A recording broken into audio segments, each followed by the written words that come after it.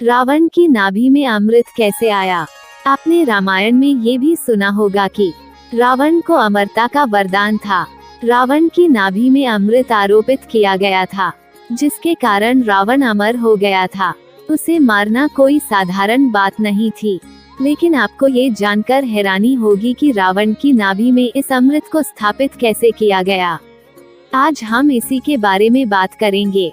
एक समय की बात है, बाली और रावण के बीच युद्ध हुआ, जिसके परिणाम स्वरूप इस युद्ध में महाराज लंकेश को शरीर के अंदरूनी चोट लगी, जिससे कि लंकापति रावण बहुत ज्यादा बीमार पड़ गया था। इसी बात को लेकर मंदोदरी बहुत ज्यादा चिंतित हो गई और उसने मन ही मन में यह निर्णय लिया कि मैं महाराज रावण को अमर बना कर ही रहूंगी। मंदोदरी ने अपने पति को अमर बनाने के लिए अपने माता पिता की सहायता ली।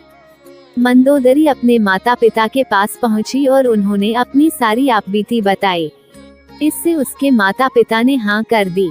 लेकिन समस्या ये थी कि मंदोदरी के पास उड़कर के जाने की शक्ति नहीं थी, इसलिए मंदोदरी की माँ के पास ये शक्ति थी। उसके बाद में मंदोदरी की माँ ने सारी शक्तियाँ मंदोदरी को दे दी थी, क्योंकि मंदोदरी की माँ एक देवी स्त्री थी।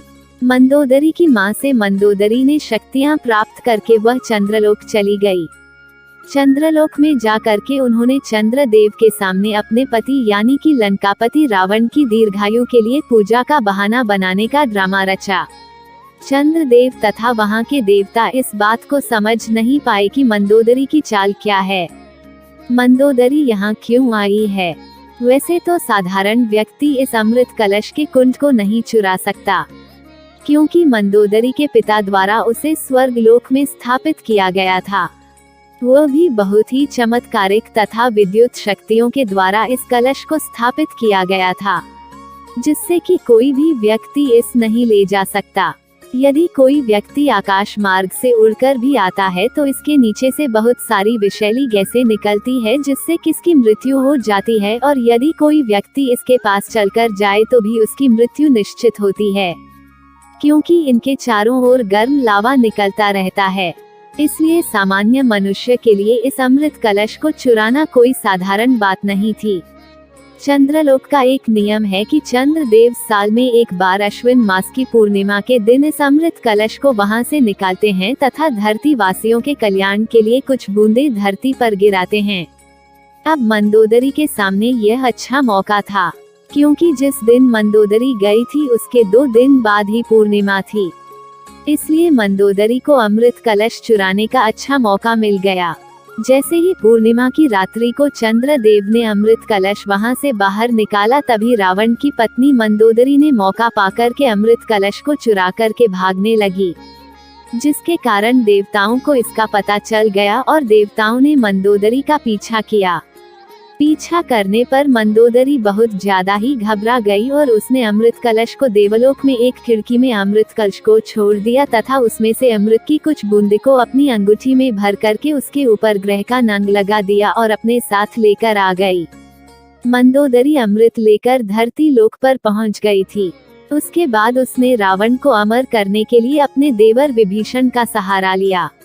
वो एकमात्र लंका में ऐसे व्यक्ति थे जो कि धर्म, पूजा पाठ तथा सकारात्मक प्रकृति के विचारधारा वाले व्यक्ति थे। मंदोदरी ने ये सारी घटना विभीषण को बताई। पहले तो विभीषण ने उसका विरोध किया, मगर मंदोदरी के बहुत समझाने के बाद वह तैयार हो गया।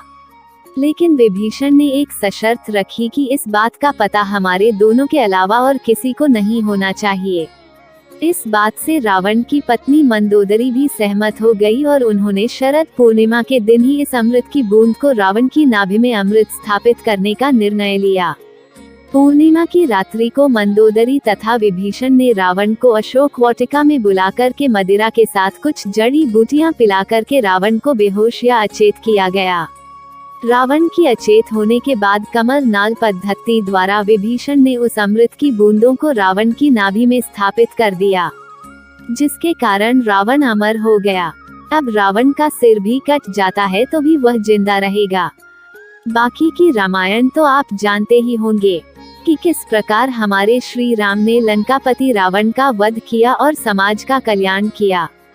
जय श्री राम जय। श्री राम। अगर आपको वीडियो अच्छा लगा तो इसे लाइक कर देना और हमारे चैनल को सब्सक्राइब कर लेना और कमेंट बॉक्स में जय जय बजरंगबली जरूर लिखना। धन्यवाद।